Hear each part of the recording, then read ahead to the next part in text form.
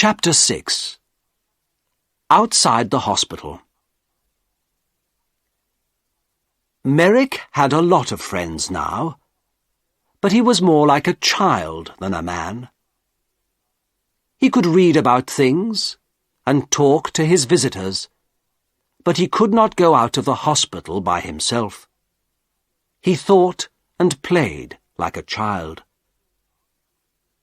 After Christmas, he wanted to go to the theatre. This was very difficult because I did not want the people in the theatre to see him.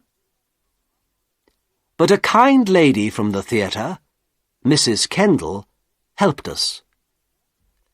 We bought tickets for a box at the side of the theatre.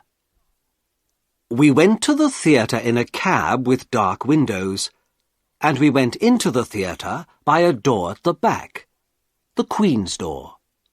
Nobody saw us. 3 nurses sat at the front of the box, and Merrick and I sat in the dark behind them. Nobody in the theatre could see us, but we could see the play. It was a children's Christmas play. Merrick loved it. It was a most wonderful, exciting story. Often he laughed, and sometimes he tried to sing like the children in the theatre. He was like a child. For him, everything in the story was true. Once he was very afraid, because the bad man in the play was angry and had a knife. At first, Merrick wanted to leave the theatre, but I stopped him. Then he was very angry with this bad man in the play. He hit his hand on his chair and stood up and talked to the man, but nobody heard him. When the bad man went to prison, Merrick laughed. Merrick thought the beautiful young lady in the play was wonderful. He wanted to talk to her too. At the end of the play, he was very happy because she married a good young man. He remembered this play for a long time, and he talked a lot about the people in it. "What do you think they did after we left?" he asked me. "Where do the young lady and the young man live? What are they doing now?" "I don't know," I said. "Perhaps they live in the country." Merrick thought about this for a long time. Then he said, "Dr. Treves, can I go to the country, please? I saw the country once from a train, but I never went there. I often read about it in books. It's very beautiful, isn't it? I would like to see it." The visit to the theatre was difficult, but a visit to the country was more difficult. But again, one of his new friends helped us. She had a small house in the country, and Merrick could stay in it for the summer, she said. I took Merrick to the country in a train with dark windows, so nobody could see him. Then we went in a cab to the country house. There were a lot of trees near the house, but no people lived near it. A countryman brought food to the house every day, but no people came near it. I stayed with him that night. At night, it was very dark and quiet. In the morning, hundreds of birds sang in the trees, and everything outside the house was green. Merrick walked under the big trees, looking at things happily and singing his strange song. I went back to London, but Merrick stayed there for 6 weeks.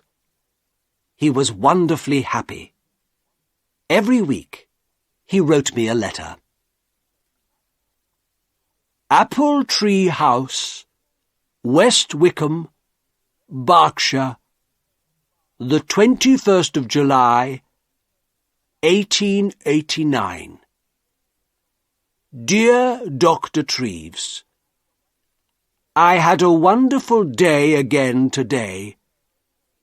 It was very warm, so I walked under the trees and sat by a stream. The water in the stream made a beautiful noise, like singing. Did you know that? I listened to it for 2 hours. Lots of little birds came near me. One had a red body in front and a brown back. I gave it some bread, and it sat on my hand. A lot of birds are my friends now. I watched the fish in the stream, too. They were very exciting, because they move very fast. 1 minute they were there, and the next minute I couldn't see them. But I waited quietly, and they always came back. I put my hand in the water, but I couldn't touch them. I met a big dog yesterday. It made a very loud noise, but I was not afraid. I sat down quietly and looked at it, and it came and smelt my hand. I saw it again today and gave it some bread. It likes me now. I am going to put some flowers from the country in this letter. There are hundreds of flowers here. Did you know that? I like the little blue ones best, but they are all beautiful. I have lots of them in my room. I give them water every morning. Little flowers are very thirsty, you know. I am very happy here, Doctor, but I want to see you again soon, too. With love from your friend, Joseph Merrick. At the end of the summer, he came back to London. He was very well, and his skin looked much better. He talked about the country a lot, but he was happy to see his friends and his books again, too.